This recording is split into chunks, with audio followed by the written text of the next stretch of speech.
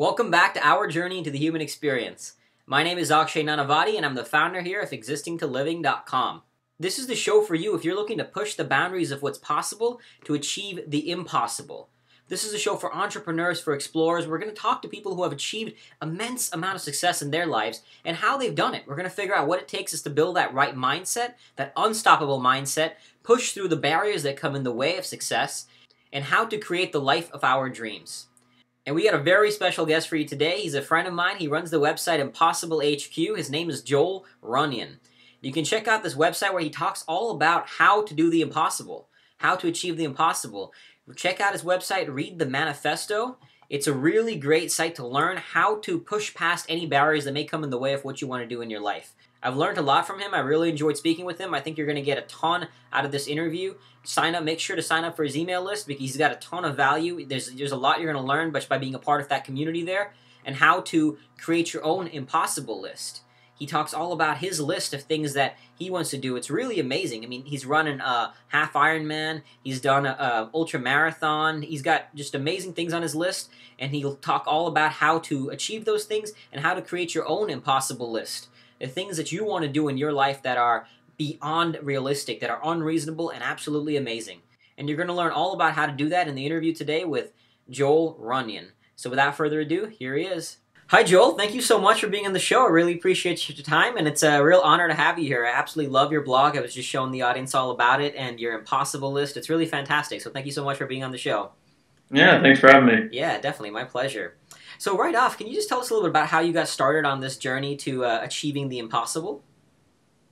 Yeah, so I started my blog a couple of years ago. I was living at home in my parents' basement. I had just been laid off from UPS, the only part-time job I could get after graduating college, and was really tired of the life I was living. Yeah. I was kind of sitting around and realized that if my life was a story, my life would be a really boring story, and I wanted to change that. So I had a bunch of things that I wanted to do. I think most people do, but I kind of wasn't doing any of them because I felt like they were impossible. I didn't think that I could do them.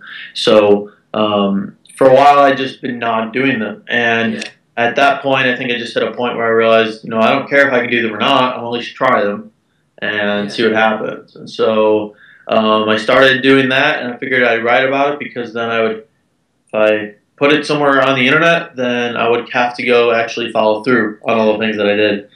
And it started off with like really basic stuff. I wanted to do a sprint triathlon indoors. Like it wasn't even a real triathlon. And once I started doing some of those really small things, I started realizing that my limits were much bigger than they're much farther away than I was thinking they were. And as I started trying more and more things, I found out I could do more and more. I could do more and more things. Yeah. So that started about 3 years ago, and ever since then, I just kind of kept going. And there's always been different things I've wanted to do, and I just keep, pushing to see what I'm capable of, what is possible. So over the last couple of years, we've done a lot of things from, 3 years ago, I'd never run more than 3 miles in my life. Yeah. I've done a couple marathons, probably 3 or 4 now. Did an ultra marathon this past year. Did a half Ironman like a year and a half ago. We raised $25,000 to build a school in Guatemala. Started my own business. So a bunch of different things that have kind of just grown out of this idea of pushing the edge of what pushing the edges of what you think you're capable of, and always finding out that there's when you push those limits, they usually bend, and you can go farther than you thought you could. Yeah, that's awesome. No, I love that. And, I read on your site, too, that at one point you said that it sounds like when you first started, living on your parents' basement, getting laid off from this job, you used to be okay with, like, just the, the kind of the normal. And it sounded like that shift, to create that shift, was it just kind of moving one step at a time? What created that shift to now, doing the impossible? Let's see. Well, no, like when I was in my parents' basement, it was just like, I was doing everything that I was supposed to be doing, and I was kind of, just following the rules, or listening to what people told you, and then I realized that listening to that didn't always work as well as they wanted you to think. So it was just kind of one of those things. I was realizing you get to the point and you realize this isn't working, and then when you realize that this isn't working, means you have to change a few things, then you just logically go ahead. At least I do, and I'm like, okay, well, let me change them. Yeah.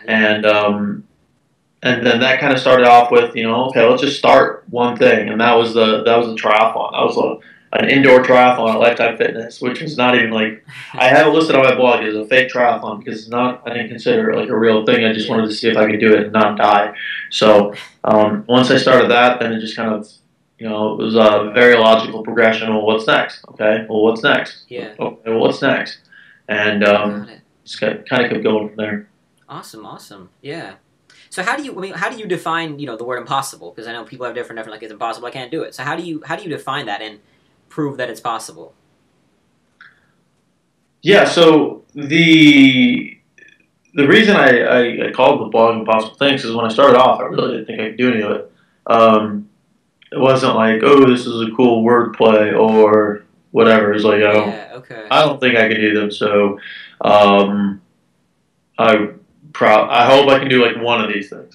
And kind of over time, it's had a kind of an evolution of its meaning, if you want to say. So our logo is impossible with a line through it. Yeah. And it's kind of one of those ideas that everything's impossible until you do it. And so as soon as you do it, then it's not impossible anymore. And you have like this concept in mind of all these things that you think are impossible, but as soon as you do them, you realize they're not. And then you can go farther, you can go do more, or you can do something else. And I don't know, it's kind of this, this, it serves a purpose in the fact that it gives you an end goal to orient your activities around, and the fact that like, okay, well, I think this is impossible, let's see if it is or not. And once you go after it, you usually realize that it's not, and then, it's much farther away than you actually think it is. So that's been just kind of a cool, I don't know what the word is, but experience to kind of just see the evolution of that word going from something that's like, hey, this is finite, this is, the hard cap of what you can or cannot do, and it's really not that. So I think that's been one of the interesting things. Got it. No, I like the way you said that too, and I read on your blog too, like you were talking about the impossible list and how it's different from the bucket list and that it's more dynamic and it's constantly shifting and you're adding new things to it. So do you think there's ever an end to this journey, or is it like a constantly constant moving forward? Yeah, well, most bucket lists are kind of boring in my opinion. They're all the same things, and I have a few things on there that would be considered like bucket list material, but most people get really excited about putting together a bucket list and then share their bucket list, and then they get all excited about it, and then they feel like they accomplished something because they put together a bunch of things that they want to do, and they never actually want to do them, which is fairly boring. But my list, I've said before that the blog was an impetus to do something interesting with my life, and the Impossible list is kind of, the driver behind that. That it was smaller a few years ago. Like I wanted to do a indoor triathlon. Like that was the goal. Yeah. And over the years, it's kind of expanded. It's kind of shifted. It's gotten bigger. And as I do more and more things, I realize there's more things I want to do. So I don't really think there's an end to it. It's kind of like it's like, well, is there an end to your life? Okay, well, yes, but I'm not going to really focus on that until it happens. Got it. Yeah. But that I think the goal is, for the list to serve as kind of a driving mechanism for me to tell a good story with my life. Got it. Yeah, so is that what makes the risk? Because I know, running an ultra marathon and doing some other things on your list, like skydiving, and you mentioned you were in France, like staying there without money or something like that. So what makes the risk and the hard, what makes the risk and the hard work worth it? Like when you sometimes when you're really in that struggle, how do you push past that, and what is the driving force to make to justify that pain, if you will, sometimes? Well, it's different every single thing you do. Yeah. So obviously, traveling's gonna be a little bit different than running an ultra marathon. The first thing is that I try to like doing hard stuff. A lot of people think hard stuff is bad, or they want to avoid it, or they only should do things that make them happy or that they're passionate about, or all this other stuff. I don't really buy into any of that. I like doing hard stuff. I think doing like hard physical challenges is a really good way to kind of understand the type of person you are and what you're willing to do to get the things that you want to get. Um, and so kind of I think hard things are just worth doing Yeah. in general. So there's like an innate intrinsic value Yeah. in doing stuff that's difficult or that most people won't do. And then as far as like dealing with fear, dealing with like the pain or whatever, um, the other aspect of it is most people won't do some of those things. Most people aren't going to, Hmm. and if you think about it, they're really not that risky. They're like running an ultra marathon. What's going to happen at the end? Well, you're going to be really sore. You're going to be tired. Yeah. You're going to be, like your legs will hurt. I mean, if you go, if you go really nuts, you can get. There's some nasty injuries that happen with like 50 milers and 100 milers and some of this other stuff. But I did a 50K was the one I started with, and it's a few miles longer than an ultra marathon. It's not it's still an ultra marathon, but it's not insane. Like Yeah. I follow you. I'm saying that as a relative thing because Yeah. That's something. guys who run 138 miles. So me running 31 is like relative. It's not. It doesn't seem that big. It's one of those things that they blew open your mind of what you think is possible. So now the limits are that much higher. So when I say it's 31 miles, like, that was tough. It was hard. But there's not like the only danger besides getting injured, which if you're smart about preparing and everything, you can do a lot to prevent that. Yeah. The only danger is you feeling uncomfortable or you hurting. And as soon as you get rid of the idea that pain is something to be avoided at all costs, Hmm. that's not really a concern anymore. Yeah, pain kind of sucks sometimes, and it might take you a couple days or a week to get over it. But once you're over it, you're over it.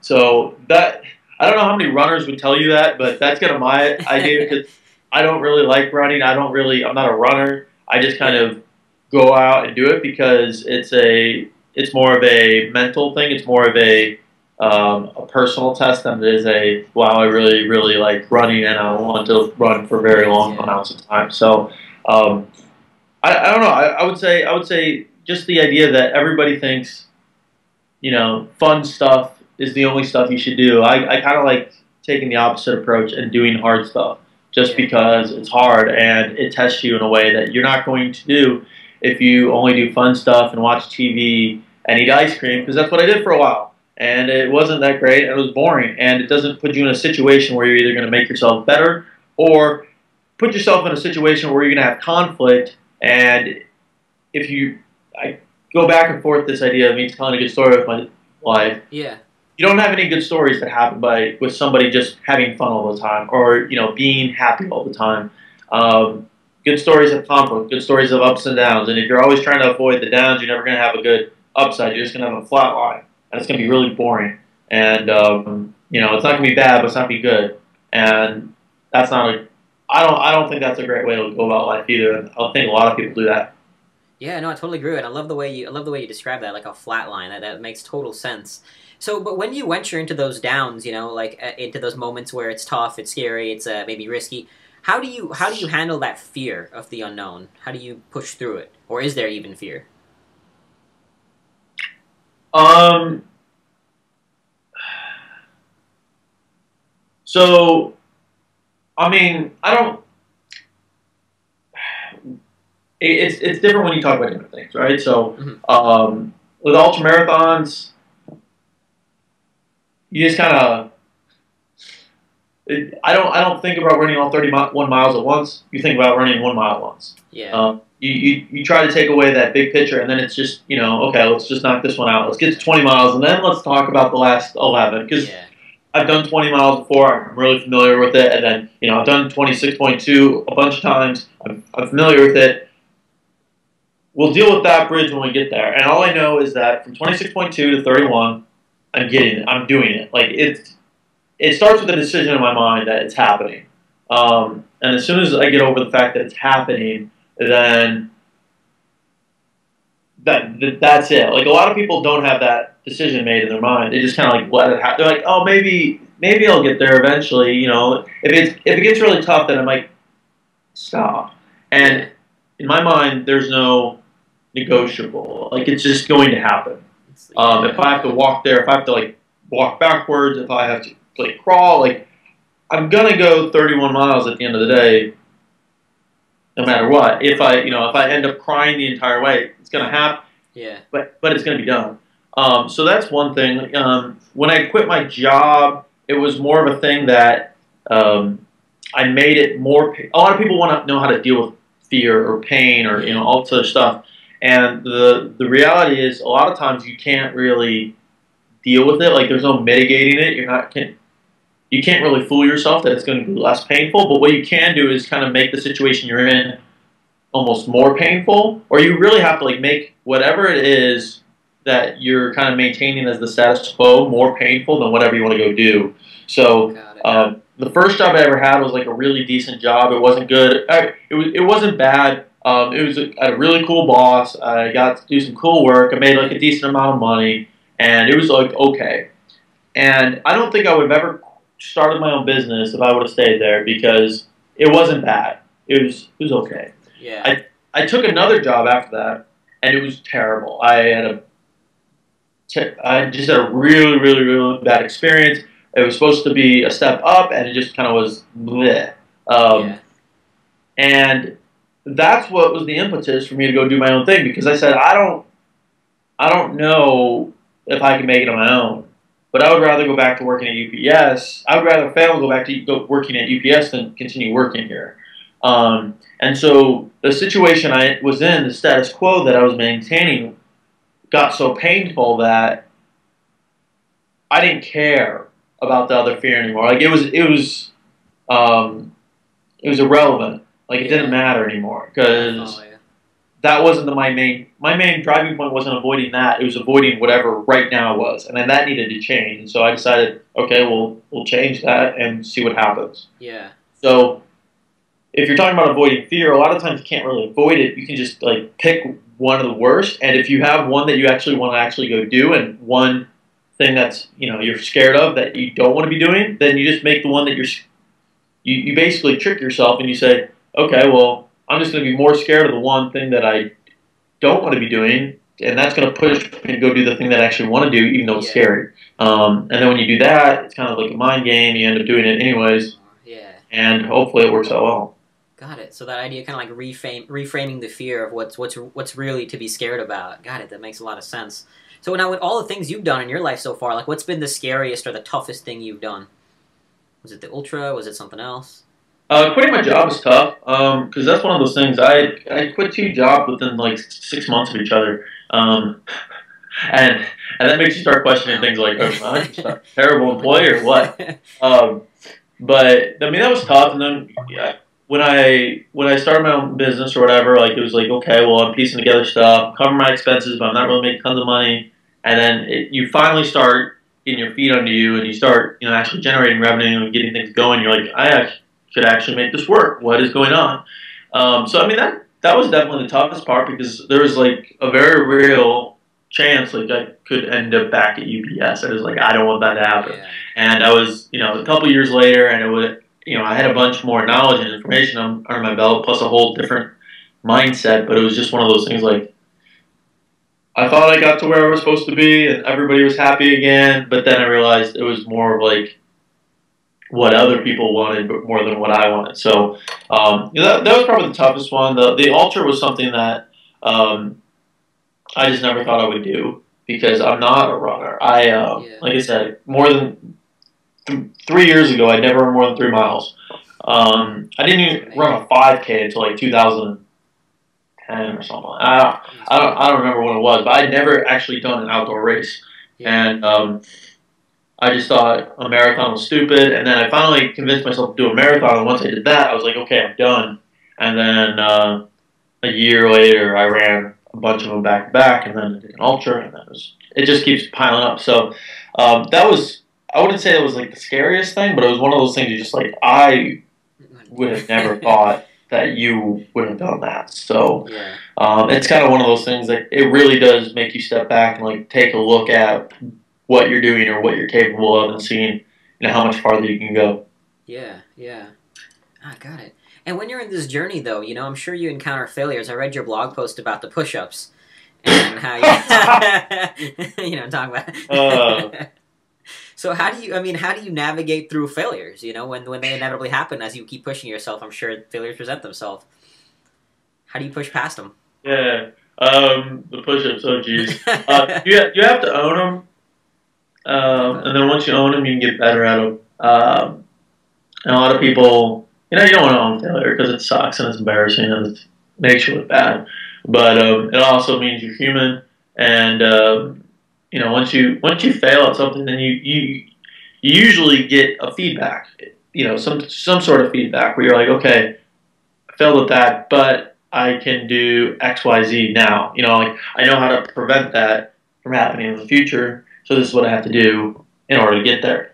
And I think that's really important. Is not, everybody talks about, oh, fail quick, and failing sucks. Like, right? Like nobody wants to do it. It's kind of necessary, but don't just fail to fail. Like if you're gonna fail, get something out of it, and take something from it, and move on. So with the push-ups, like I had put out an ultimatum that I was going to go do 100 push-ups or something like that, and then I didn't. 100 push-ups by X day, and I didn't. So I put up a video of me trying to do 100 push-ups, and I kind of had to own the fact that I had said of something that I wasn't able to follow through with. Yeah. And so then that, like, you can't do that and then not have like a redemption moment. You can't just say that and then just like leave it there. So, like I was like, okay, Joel, you looked like an idiot. Now you have to go make yourself look like a little bit less of an idiot. And, that's when I did another video, ended up doing it, and then, just kind of got that out of the way. And I was like, oh, never again. But, yeah, it was one of those things that you just kind of have to own it. You have to learn from it and just move on. And, failure sucks, but it's not, it doesn't suck quite as much as you think it's going to usually. And you can usually, get over it, even if it might take a little bit. Yeah, yeah. No, and I love the courage too it took to share that on online. That was cool. Like seeing that post, I was like, this is awesome. I like the guy that that you owned that, and like you said, you owned it. That's really great. But now let me ask you, as you're moving through this list, you have, I'm sure, like you said, the lists keep growing. I know you got an Ironman coming up. Do you think that as you keep growing in life, physically, mentally, spiritually, emotionally, that fear, you can eliminate fear, or is fear is part of that journey as you continue to venture into the impossible, as you keep growing and that impossible list keeps growing and growing and growing? What are your thoughts on that? I think if you eliminate fear, I think you're missing out on something. Because I don't really think that's the goal.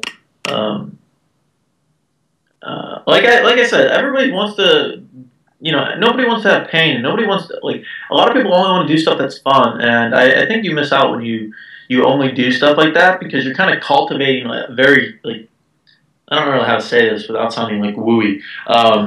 Like a very soft spirit in yourself. I talk about mental toughness a lot or whatever, and if you're only doing things that are fun, you end up becoming really soft. Like just because, like, oh, well, it's not fun, so I'm not going to do it. Okay, well, there's your reason for not doing anything that might be slightly difficult. Yeah. And the reason things are difficult, or the reason things either don't exist or haven't been done before, is because there's some sort of barrier to entry. Yeah, that's too hard. And that's how most people end up wherever they are, is because they're like, I have a very legitimate reason in my mind for why I'm not doing this, so that's why I'm not going to do it. And how are you going to argue with somebody who's already decided in their mind that I only do fun things, and if that's not fun, I just don't do it. Yeah. Nobody would do anything. And so, I forgot your question again. Crap. No worries.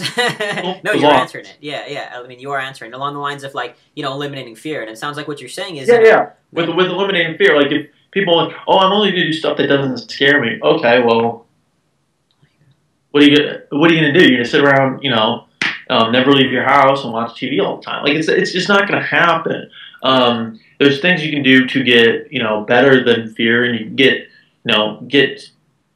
to a certain point. Okay, I'm not scared of the dark anymore. Yes, Yeah. like I'm not scared of like crossing the street. Okay. Yeah. And I mean, there's levels of it, but I don't think you ever get rid of it. And if you're doing things right, you're always going to find, there's always something a little bit scary whenever you try something new. So if you're trying enough new things and doing enough interesting stuff, there's always going to be something that you should be entering a situation where you're not always, 100% sure what's going on, but it's not about fear. It's about your inner strength, about whether you're able to go out and do it anyways. It's about that courage that you need to go out and do the stuff that you need to do regardless of external circumstances. So many people are focused on these external circumstances when it's really about like, okay, well, what do you need to do? Yeah. And then you figure that out, and then once you figure that out, you go ahead and do it. Yeah. And more people are focused on like, okay, well, what am I scared of? What am I doing with it? And that has very little to do with like, okay, is this something you're supposed to do? Okay, then go do it. And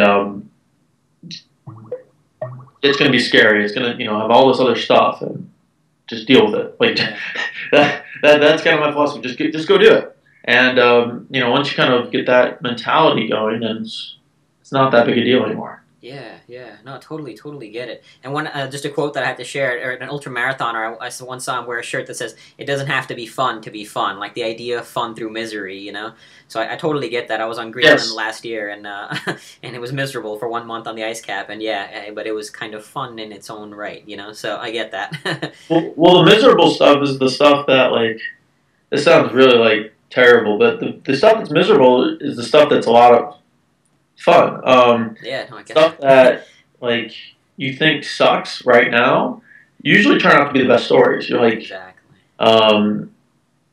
Yeah, it's just one of those things. Like you can suffer in the moment, and it's terrible, but it's that's the that's the valley in the story, and then you get to the point where you finish, and it's awesome. Yeah. So if you like I said before, if you flatline that, if you kind of mash everything down to one level, and then I did some things and it was fun and it was okay, and I was like that's not a story. That's not anything anybody's interested in. Yeah.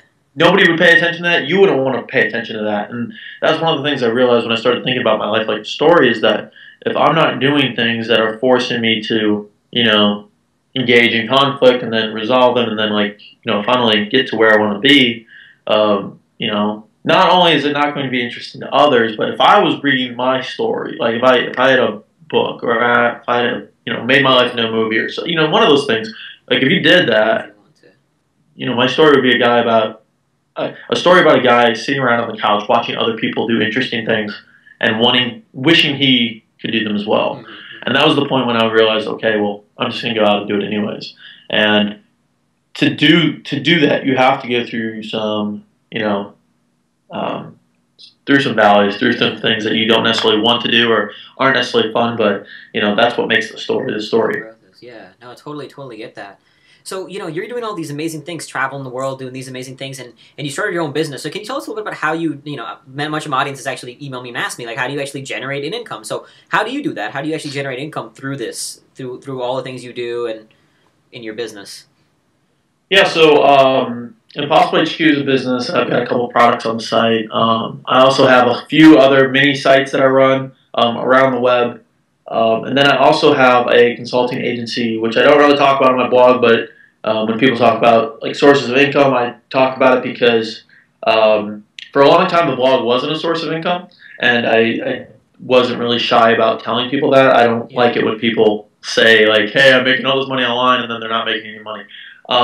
So the blog wasn't a source of income for a very long time, but I run a marketing agency, which is kind of my background. Right after I got fired from UPS, I got on the basically ground level of a internet marketing firm and started doing stuff like that. So doing like PPC and SEO work for a handful of clients. And when I first quit my job, I had a couple clients I was already doing on the side, which was one of the things that enabled me to quit my job because I had flexibility. I had a little bit of leverage on my side. where I knew I could have my base expenses covered and all this other stuff. So, that for a long time. That was a huge portion of my income, but it's grown a lot still. But I've had other sources of income also grow, and so it's 2 or 3 different areas, and um, you know, I've been out of my job for a year and a half, not a year and like 3 months or something like that, and I haven't Nice, yeah. completely failed yet, so we're doing pretty well. Awesome, good for you. Yeah, that's great. That's great. So what's the next big? What's the next big adventure for you? Like, what's the big thing that's next on your list? So we raised $26,000 for an organization called Pencils Promise Yeah, in December, congratulations. or by the end of December, and we're going to be going to Guatemala in May to actually build the school. Awesome, awesome. So that was a really big thing, like first half of the year, and so then that's what we're going to be going. I'm taking one of the readers with me, and we're going to actually go see the school, see the kids, and actually a lot of people do fundraising, and that's cool. And we've done stuff like Kiva before, but it's going to be cool to actually see the impact that it's not just money, it's people. So around, and that should be pretty cool. That's awesome. That's awesome. I love that, and congratulations on raising that. It's an amazing, amazing achievement. Really, really cool. I saw that on your blog. So awesome. So finally, this is a question I always love to ask. I'm really curious to see what people say. So it's one of my favorite quotes from Joseph Campbell. He says that life has no meaning. Each of us has meaning, and we bring it to life. It is a waste to be asking the question when you are the answer. So, what is the meaning that you bring to your life? Let me just wrap it up with one question, right? Just that one, yeah. One small one. um, I don't know if I have a good answer for that, but like I said before, kind of the driving thing behind my blog is I want to tell a good story of my life. Yeah. Um, I think if you don't do that, you're missing out on a lot of it. So um, I don't know if I really have a good answer for that, but just kind of to keep pushing my limits to see what I'm capable of, because I want to, at the end of the day, whatever you have, whatever talents, abilities, resources, or whatever, you don't want to waste it, Yeah. and that's kind of what I'm trying not to do. Like I don't want to waste what I've got, and whether that's having, whether that's being, pretty functional, 20-something-year-old, and figuring out that, going from somebody who didn't think they liked running at all to being able to run an ultra marathon and, and more to, going from laid off from UPS to starting your own business, stuff like that. Really just continually pushing my limits, really seeing, what I'm really capable of, and continually reminding myself that whatever I think is impossible isn't. So, yeah. I don't know if that I love that. No, answers that your is. question. That totally answers the question. And I guess to actually really end on a less philosophical note, more actionable note, what do you like? What's one advice you could offer to the audience who's watching this, like actionable steps to actually push their own limits, get out of their comfort zone, and create success, and keep growing their life? What's something they could do right now? What's actionable advice for them? Okay. So I think this is actionable. I don't know how actionable it is. Sign up for a 5K. Sign up for a 5K. Sign up for a triathlon, or lose 20 pounds. Love Those are all like most people. You can sign up for a 5K. You can train to do a 5K in 2 months if you wanted to. Yeah. Same thing with triathlons. A lot of people are really scared in their mind of doing triathlons. Triathlons are not that hard. A sprint triathlon, you'll be amazed at the types of people you see doing triathlons, which is awesome. So either go watch a triathlon this coming spring, is coming around to triathlon season, or sign up for one like June or July, and just go start training for it.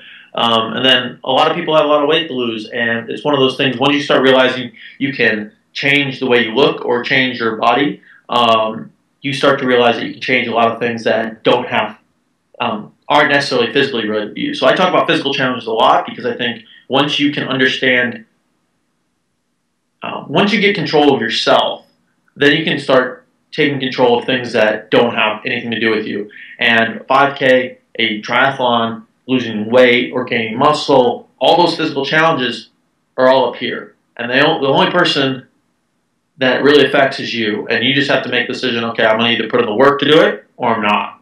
And so, I mean, I talk about stuff like that on my blog all the time, but I think starting with physical challenges is probably the best thing you can do if you want to start making a change and realize the fact that all the stuff in your head is just stuff in your head, and that as soon as you get past it, you can do way more than you thought. Yeah. No, I love it. It sounds like taking that first step, and that creates a belief that anything is possible. Yeah, I love that. That's great.